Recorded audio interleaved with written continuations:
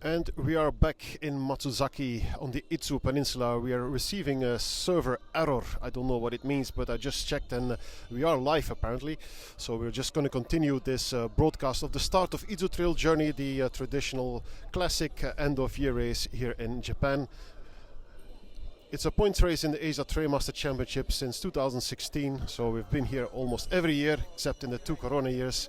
We see Yuta Matsuyama there, the recent winner of the Luang Prabang Ultra Trail in Laos and a regular runner in our series Asia Trail Master. He's also been a finalist for Team Japan in the last 2 seasons. Another one is here, Hisashi Kitamura. Also for him, this is kind of a classic race. In the meantime, he was 6th last year, was his best result in Izu Trail. We spoke with him yesterday. And he is hoping to do well, of course, but he feels not in the best shape that he was in Borneo TMBT, the ATM final, where he finished 2nd, just a couple of minutes behind Jeff Campbell. But Kitamura, when he feels good in the race itself, he's a real fighter, and who knows what is possible. But there's a big but. This year the Izu Trail Journey is again one of the national selection races for the World Championship team. And that means that the competition level is very high and higher than in other years. The winner from last year is here, Hirokazu Nishimura. So he will be defending his title. He also won this race already in 2019. We have also Yuya Kawasaki in the race. He is the winner of 2020. We have another former winner, Onitsuka Tomonori. He was one of the winners in the early years of this event. In the meantime, here you can see the huge crowd here of people waiting for the toilets, but also for the drop back. There's 1,800 runners here on the 70k this year. That's a new record, participation record for Izu Trail, the 70k. There's also 28k since about 2 years. And that one also has over 1,000 participants, so we were told yesterday at the race pack collection. And this 28k starts at the Nishina Pass. That's the most beautiful, the most scenic part of the race route. We've been shooting there every year as well. We'll be going there again, of course, today. It's an absolute fantastic sight there with Mount Fuji in the background. But yeah, 1,800 participants, that's a big success for this event. It's one of the few events, therefore, also in Japan that is still growing, because as in a few other countries in Asia, the event attendance is slightly declining. Several reasons for that. Nothing to panic about neither, because we can also argue that in some races there are simply too many runners now.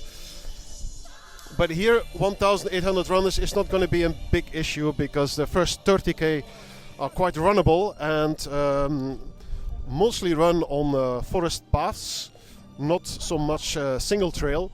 So having these crowds on these first parts of the race is not going to be an issue. I think that the problem we had with the server has been solved, so that's good news. I was talking already about some of the protagonist runners.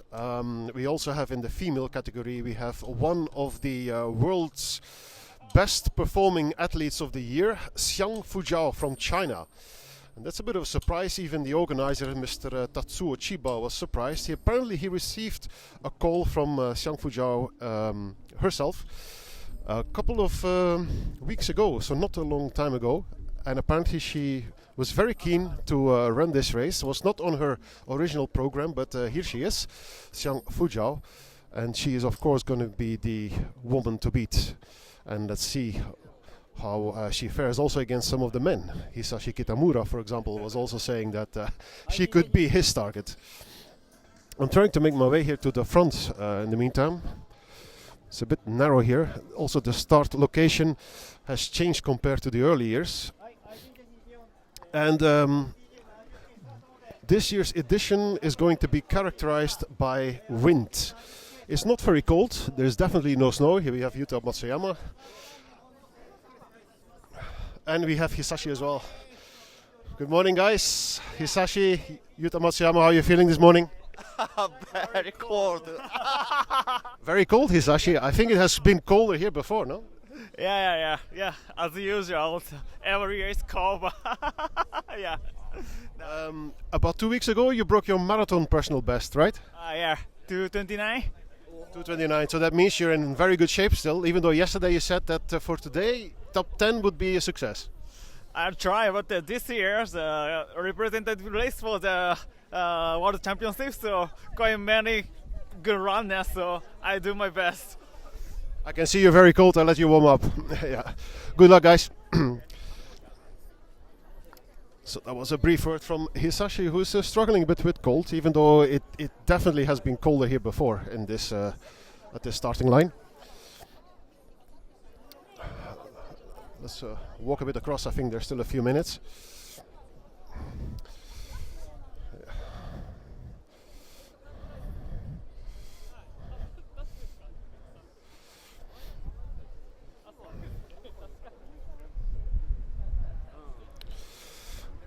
That's also a big name, Takashima.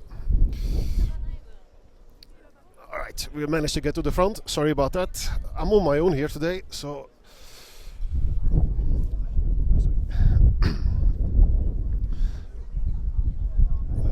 there is also a very interesting Australian runner in the field today, Billy Curtis.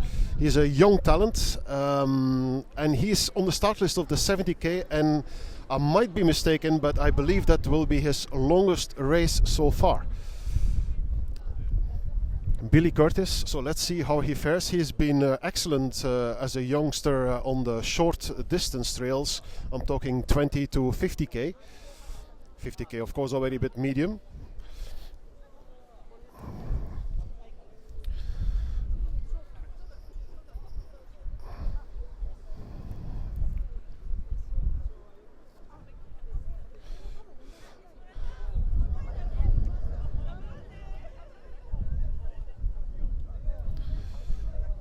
I think we're about 6 minutes away from the start. As I was saying before, we saw Hisashi and Yuta. One of the characteristics of today's race will be the wind. There's a very strong gale wind here. We're on the seaside, but it's going to be the whole day, everywhere, apparently. And it's also the reason why there is no arch. There's no starting arch today, because it's just too dangerous to put it up with these winds today. Meantime, I'm again getting a red error message here, so just to make sure, so if this broadcast is interrupted, the live stream is interrupted, I will be uploading it again after the start, so everything is also being recorded, so you won't miss a thing. Xiang Fujiao is the female favorite. There's another strong Chinese runner in the race, Wen Fangyuan. So I believe it's the first time that both are running in Japan. And in the case of Xiang Fujiao especially, it will be interesting to see what her finishing time will be. Last year Esther Zilak was here and obviously won the race. In 2019 Veronika Vadevichova. So these were also two big names. Veronika Vadevichova was the Izu Trail Master Champion in 2019 and now also moved on to a global level. And obviously it's hard to compare performances when the runners are not in exactly the same race. But still, it's one of these fun things to do, I guess. In the meantime, I also see there Yuya Kawasaki, who has been on the podium many times in this race. He's here every year, I believe, and he won it in 2020, so the first COVID edition. This race also took place every year during the COVID time. Here we have Mr. Tatsuo Chiba. He is the organizer of Izu Trail Journey. He is himself a resident here in the Izu Peninsula.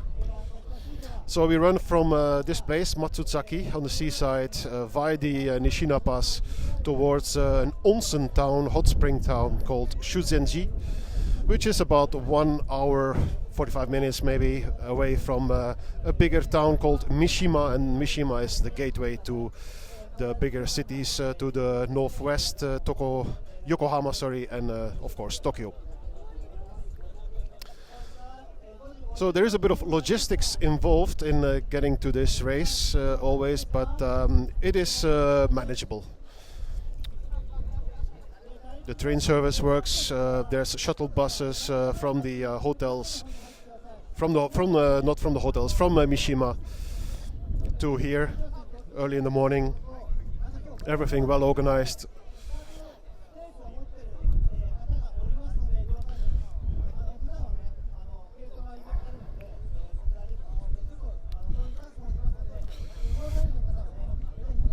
It's not feasible to really walk through the starting field here. There's several starting blocks now. This is block A, obviously the fastest guys on paper. As I mentioned earlier, I can see them in the background. There's 1,800 starters this year, new record.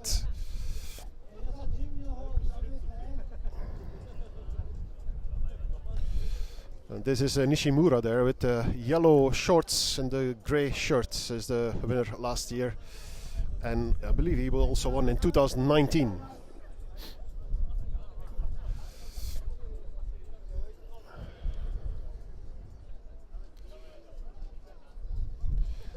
Hirokatsu Nishimura.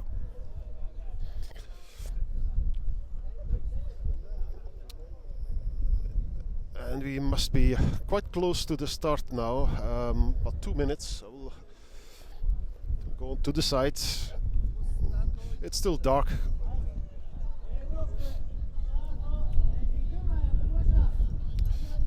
It's still dark, so you can't probably see that much also with the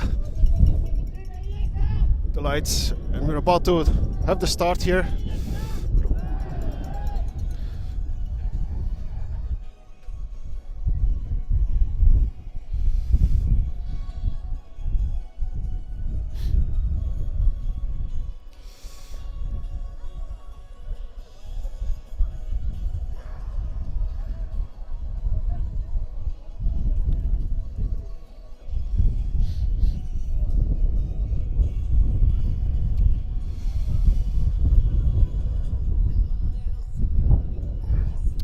Standing here now in a bit more open space, you can actually really strongly feel the wind. Probably you can also hear the wind in the microphone.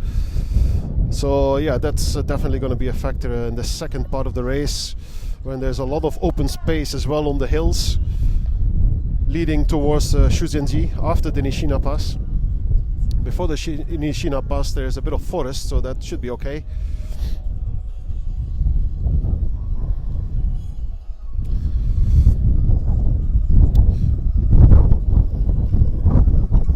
I suppose lucky for the runners, even though Hisashi seems to disagree, it's not as cold as it has been here before.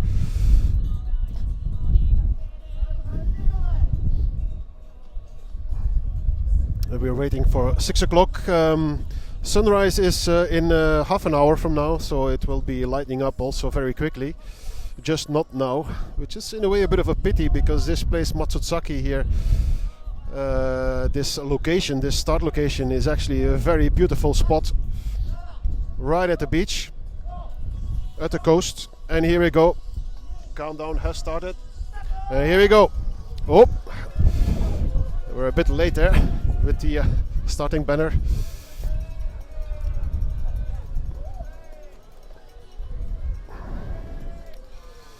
And here they go, 70 kilometers across the Izu Peninsula, the 11th edition of Izu Trail Journey. The top 25 score points for the Asia Trailmaster Championship ranking as usual. Top 25 men, top 25 women, and all finishers can also collect a Grandmaster point, because it's a 70 kilometer race. 70 kilometer, as you know, is the minimum distance for a Grandmaster Quest point. That was block A, so there's the first wave. We're going to be closing this broadcast right away, also because I want to check if the live stream worked out fine or not. But we need to move, because we want to stream live also from the first checkpoint in about 1 hour. So stay tuned, and thank you for watching, and stay tuned all day for updates from Japan, from Izu Trail Journey.